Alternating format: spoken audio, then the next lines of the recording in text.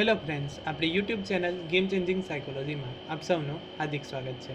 આજના વિડીયોમાં આપણે પ્રોબેશન ઓફિસર, જે વિદ્યાર્થીઓનું મનોવિજ્ઞાન છે એવા વિદ્યાર્થીઓ માટે યુજીસી નેટ અને જીસેટ માટે, તેમજ ટેટ ટાટ અને પીએસઆઈની પરીક્ષા માટે મનોવિજ્ઞાનના અગત્યના પ્રશ્નો પૂછાય છે, તો એની ચર્ચા કરીશું. એ ઉપરાંત જીસીઆરટી પાઠ્યપુસ્તક આધારિત જે મનોવિજ્ઞાનના ખૂબ જ અગત્યના પ્રશ્ન કહી શકાય, જે પરીક્ષામાં ઘણી બધી વખત પૂછાય છે, તો એની ચર્ચા કરીશું. આ વિડીયો નંબર 17 છે, એટલે અગાઉના વિડીયો તમે ન જોયા હોય તો પ્લે લિસ્ટમાં તમે એ વિડીયો જોઈ શકો છો. એ ઉપરાંત પ્રોબેશન ઓફિસર માટે જે હાલમાં સિલેબસ બહાર પાડવામાં આવ્યો છે એ અંતર્ગત એમસીક્યુ બેઝ અને થિયરી બેઝ વિડીયો પણ બનાવ્યા છે, એટલે તમે એ વિડીયો પણ ન જોયા હોય તો પ્લે લિસ્ટમાંથી તમે એ વિડીયો જોઈ શકો છો. સૌપ્રથમ પ્રશ્ન છે, અંગ્રેજી ભાષાનો કયો શબ્દ સલાહના અર્થમાં વપરાય છે? Option A guidance, option B counselling, option C help અને ઓપ્શન ડી ઇન્ટરવ્યૂ. તો અંગ્રેજી ભાષાનો કયો શબ્દ સલાહના અર્થમાં વપરાય છે? તો સલાહના અર્થમાં જવાબ અથવા તો શબ્દ વપરાય છે તો એ છે ઓપ્શન બી કાઉન્સેલિંગ વપરાય છે. તો સલાહ એટલે શું, તો એ જાણવું પણ જરૂરી છે. તો સલાહ એ વ્યક્તિના મનોવલણો અને વર્તન પરિવર્તન કરવામાં તેને સહાયરૂપ થવાના હેતુથી તેની સાથેના સંપર્કોની શ્રેણી છે, તો એને સલાહ કહેવામાં આવે છે. ટૂંકમાં સલાહકાર અને સલાહર્થી હોય છે. જે સલાહકાર હોય છે, સલાહર્થી હોય છે તો એ સમસ્યા લઈને આવે છે, અને સલાહકાર જે હોય છે તો એ અનુભવી હોવાના કારણે જે પણ કોઈ સલાહર્થી સમસ્યા લઈને આવે છે તો એને નિરાકરણ આપવામાં આવે છે. તો સલાહર્થી મનોવૈજ્ઞાનિક સમસ્યાઓ કે વિકાસના પ્રશ્ન સાથે આવનાર હોય છે અને તેના નિવારણ માટે સહાય ઝંખનાર વ્યક્તિ એટલે સલાહર્થી કહેવામાં આવે છે. અને બીજો શબ્દ છે સલાહકાર, કે જે અનુભવી વ્યક્તિ હોય છે તો એ સલાહકાર કહેવામાં આવે છે. તો સલાહકાર એટલે મનોવૈજ્ઞાનિક સમસ્યાઓ કે વિકાસના પ્રશ્નોનો હલ કરવામાં સહાયરૂપ થાય તો એને સલાહકાર કહેવામાં આવે છે. તો બે યાદ રાખવાનું છે, સલાહથી અને સલાહકાર કોને કહેવામાં આવે છે. ત્યાર પછીનો પ્રશ્ન છે, સલાહ પ્રક્રિયાના કેટલા સોપાનો બ્રોમર અને સોસ્ટ્રોમે દર્શાવ્યા છે? Option A 5, option B 6, option C 7 અને ઓપ્શન ડી 9. તો સાચો જવાબ આવે છે ઓપ્શન સી 7 આવે છે, એટલે કે સલાહ પ્રક્રિયાના 7 સોપાનો બ્રોમર અને સોસ્ટ્રોમે દર્શાવ્યા છે. તો કયા કયા સોપાનો છે? તો સલાહર્થીનો આવવાનો હેતુ જાણવો.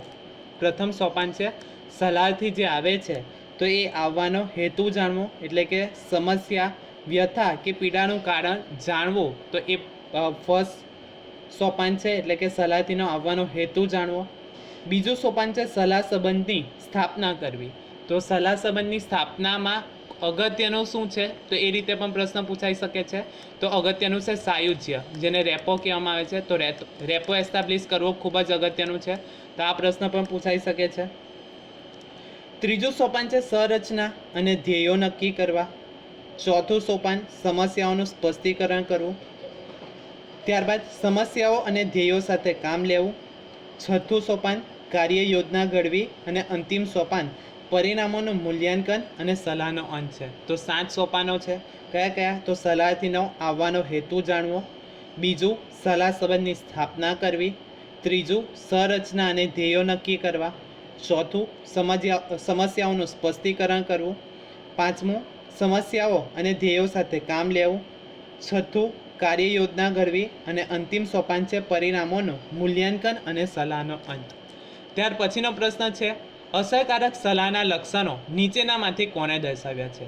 Option A Paterson, option B Morgan, option C J B Watson અને ઓપ્શન ડી ફ્રોઇડ. તો સાચો જવાબ આવે છે ઓપ્શન એ પેટરસને અસરકારક સલાહના લક્ષણો દર્શાવ્યા છે. તો આ યાદ રાખવાનું છે. ત્યાર પછીનો ખૂબ જ અગત્યનો પ્રશ્ન છે, એપીજીએ દ્વારા દર્શાવેલ આચાર સંહિતાના મુખ્ય કેટલા વિભાગો છે? Option A 3, option B 5, option C 4 અને ઓપ્શન ડી 7. તો સાચો જવાબ આવે છે ઓપ્શન સી 4 દર્શાવ્યા છે. હવે એ પણ જાણવું જરૂરી છે, ખૂબ જ અગત્યનું છે, એપીજીએનું ફૂલ ફોર્મ શું થાય છે? તો એપીજીએનું full form American personnel and guidance association થાય છે. American personnel and guidance association થાય છે. તો આ યાદ રાખવાનું છે, એપીજીએનું full form American personnel and guidance association થાય છે, જે સલાહની આચારસંહિતા માટે છે. એટલે કે જે સલાહકાર અને સલાહથી હોય છે તો એ બે વચ્ચેની જે આચારસંહિતા છે તો એ માટે છે. સલાહ વ્યવસ્થાની આચારસંહિતા તો સલાહકાર અને સલાહથી વચ્ચેના સંબંધને દોરવાના માર્ગદર્શક તરીકેના સિદ્ધાંત તરીકે કામ કરે છે. તો આ યાદ રાખવાનું છે. એપીજીએ દ્વારા દર્શાવેલ આચારસંહિતાના કેટલા વિભાગો છે? તો 4 વિભાગો છે. કયા કયા? તો સલાહકારનો સલાહથી સાથેનો સંબંધ. ફર્સ્ટ છે સલાહકારનો સલાહથી સાથેનો સંબંધ. બીજું સલાહકારનો તેના વ્યવસાય સાથેનો સંબંધ. ત્રીજું સલાહકારનો ભલામણ સંસ્થાઓ સાથેનો સંબંધ. અને ચોથું છે સલાહકારનો પોતાની જાત સાથેનો સંબંધ. તો આ 4 વિભાગો પાડવામાં આવ્યા છે, તો એ યાદ રાખવાનું છે. ત્યારબાદ ખૂબ જ અગત્યનો પ્રશ્ન છે, NVEJA દ્વારા કઈ સાલમાં આચારસંહિતાની ભલામણ કરવામાં આવી હતી?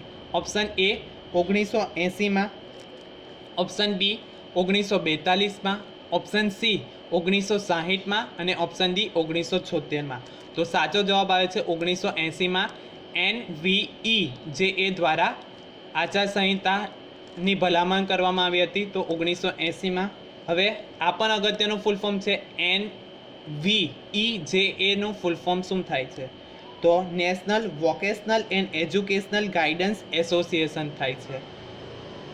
National vocational and educational guidance association થાય છે. કઈ સાલમાં ભલામણ કરવામાં આવી હતી? તો 1980માં ભલામણ કરવામાં આવી હતી. આ કયા દેશમાં? તો ભારત દેશમાં આ આચારસંહિતાની ભલામણ કરવામાં આવી હતી.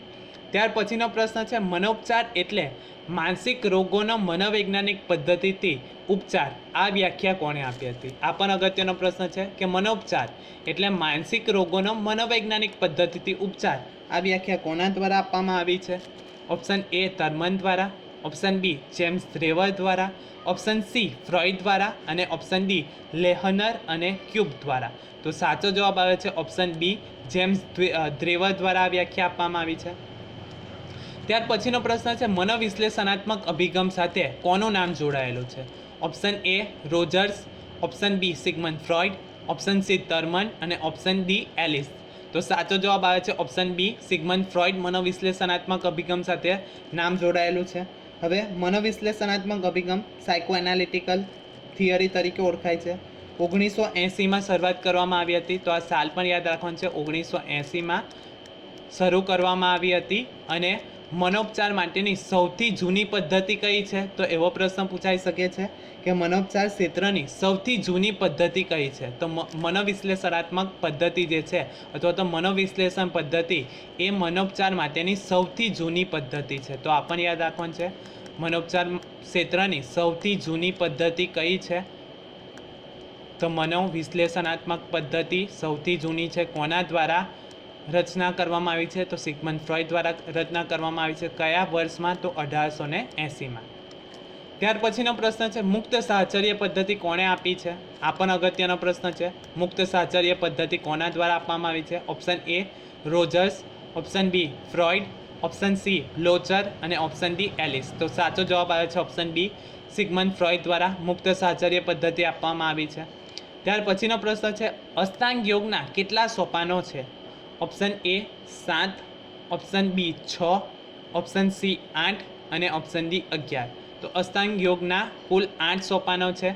કયા કયા? તો એ પણ જાણવા જરૂર છે. યમ, નિયમ, આસન, પ્રાણાયામ, પ્રત્યાહાર, ધારણા, ધ્યાન અને સમાધિ. તો ફર્સ્ટ 4 જે છે તો એને હઠયોગ કહેવામાં આવે છે. એટલે કે યમ, નિયમ, આસન અને પ્રાણાયામ જે છે તો એને હઠયોગ કહેવામાં આવે છે. અને અંતિમ 4 પ્રત્યાહાર, ધારણા, ધ્યાન અને સમાધિને રાજયોગ તરીકે ઓળખવામાં આવે છે. તો આ પણ યાદ રાખવાનું છે. અષ્ટાંગ યોગ કેટલા સોપાનો છે? તો 8. કયા કયા? યમ, નિયમ, આસન, પ્રાણાયામ, પ્રત્યાહાર, ધારણા, ધ્યાન, સમાધિ મહર્ષિ પતંજલિ દ્વારા આપવામાં આવેલા છે. અને પહેલા 4 જે છે તો યમ, નિયમ, આસન અને પ્રાણાયામનો સમાવેશ હઠયોગમાં થાય છે. એટલે કે અહીંથી પણ પ્રશ્ન પૂછાઈ શકે, નીચેનામાંથી કયા સોપાનનો સમાવેશ હઠયોગમાં થતો નથી? તો યમ, નિયમ, આસન અને પ્રાણાયામનો સમાવેશ હઠયોગમાં થાય છે. જ્યારે પ્રત્યાહાર, ધારણા, ધ્યાન અને સમાધિ એને રાજયોગમાં સમાવેશ થાય છે.